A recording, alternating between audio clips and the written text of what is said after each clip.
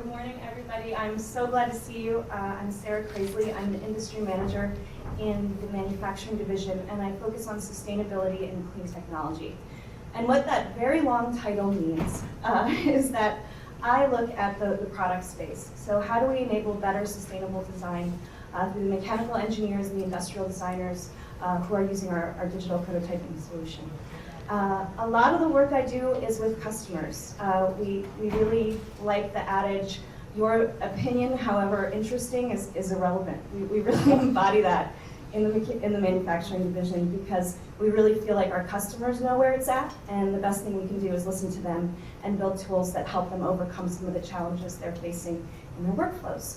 And when I say customers, I'm talking about a really broad swath of industries. So folks that use our software are making furniture, they're making watches, they're making sneakers, they're making cars, they're making trains, they're making the industrial machines that make the sneakers and the furniture, and they're making elevators, they're making escalators, and what you can, really thinking about that broad environment, you can realize that there's a myriad of sustainable design decisions and problems that show up that are really different. A company that's looking to put an elevator into one of the buildings that Emma was talking about would want to make sure that elevator operates in a really efficient way. And that's a very different problem than a sneaker company that's looking to use adhesives that aren't toxic. So we're really looking at a really broad range of different objectives for sustainable design in the manufacturing industry. And against all those sustainable design objectives, this is where sustainable design sits in all of the various priorities that a mechanical engineer is thinking about when designing a product. Let's just look at that for a second. And you see there's a little sliver right at the top that says environment. This is a study that was done in 2006, and it really corroborates a lot of the conversations I've had with our customers. They say sustainability is important. Sometimes in the more forward-thinking companies, it's even on a product spec sheet. But it's competing for my time dealing with all this other stuff. So we really approached the problem of building sustainable design functionalities in digital prototyping with this in mind. How do we assess sustainability in context? I think you heard really great stories from my colleagues in AEC where they're looking at sustainability in context of the other performance drivers that are going on in a building, and we're thinking about that, very acutely thinking about that as we develop tools for digital prototyping. So let's focus in on that little sliver of the environment that it seems like probably the folks in this room, it's the biggest sliver of our lives. But in the grand scheme of things for mechanical engineers, it's a small sliver, unfortunately. And if you look here, you can see the different sustainable design objectives and strategies that are at play. And I'll be here for the rest of the day and at lunch, and I look forward to talking with you about all of them. But the ones I want to focus on right now are these. My colleague and friend Marcus Hayes is going to talk to you a little bit about his experiences at Pi Mobility in employing really interesting lightweighting, efficient use, and repairability objectives to the Pi cycle, which I think you're going to really enjoy hearing about. But the thing that I want to talk about the most is material selection. So within all those conversations I had with the sneaker companies and the furniture companies and the industrial machinery companies, material selection continued to come up again and again and again.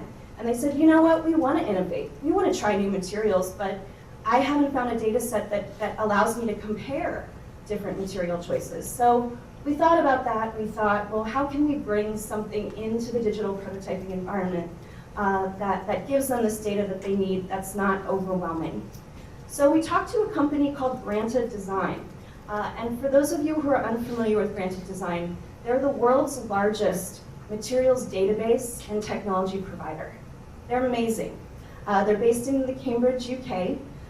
They've been around for about 25 years. They started at Cambridge and now become their own entity. Their founder, Mike Ashby, has literally written a book on material selection. And we really have looked at their data sets and find them to be credible and fresh and useful, which is why we've entered into a strategic partnership with them. We announced that news back in October, and since then have been aggressively developing technology for the digital prototyping space.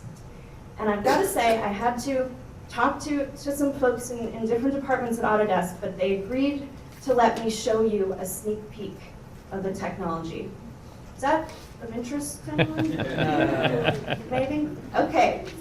Well, since you're interested, I'm just going to walk you through this. Now, for those of you who aren't designers, this is the environment that products are designed in. So, you know, that image you might have of pieces of vellum and the sweat dripping off Leonardo da Vinci's forehead, that doesn't happen anymore. This is what it looks like. There's still sweat and worry and problems going on, but it's happening digitally now. And this is the digital prototyping environment. And basically, what I like so much about it is that it's just a great environment for experimentation. And really sustainability and sustainable design, if you think about it, is just a whole new way of doing something, right? And you gotta experiment and try different things in order to do something new. And that's why we're really focusing in this environment to build new sustainable design functionalities. So I will stop talking about that and start showing you this sneak peek. So this is the part of a workflow where a mechanical engineer, they've already figured out what they're designing. So that big pie chart we saw before with all the competing priorities, this thing is the right size, it's going to be shipped, that sort of thing, but they're still in the design phase. And what I think you heard also in AEC is that is the phase that is so critical to make good decisions. You can really affect the environmental footprint of a product if you're dealing with it early in that design phase. So this is the phase we're in right now. And it's playing, hooray. So the designer went up and opened up the Granta materials database. You can see that the materials are listed there. And they go and they say, okay, how did I do on the first swath? I'm going to set the baseline. I'm going to get information about the energy and the carbon footprint. But now I'm going to intelligently search with other criteria I have in mind. Maybe energy and carbon aren't the only things I'm worried about. And then they get a list of other alternative materials that meet all of those different search criteria. So they can narrow in and say, all right, well, maybe I'll swap this one out and I'll give it a shot. So they do that, and then they update the dashboard and see that they achieved a better result by trying a different material. You can see that we're looking at different phases of the life cycle for energy and carbon, and there are also other environmental indicators that will be included in this tool. So that's a prototype and a sneak peek. And at this point, I'm going to turn it over to my friend, Marcus Hayes from Pi Mobility, who's going to talk about the sustainable design projects that he's working on in his company, Pi Mobility, who is one of the Autodesk Clean Tech partners.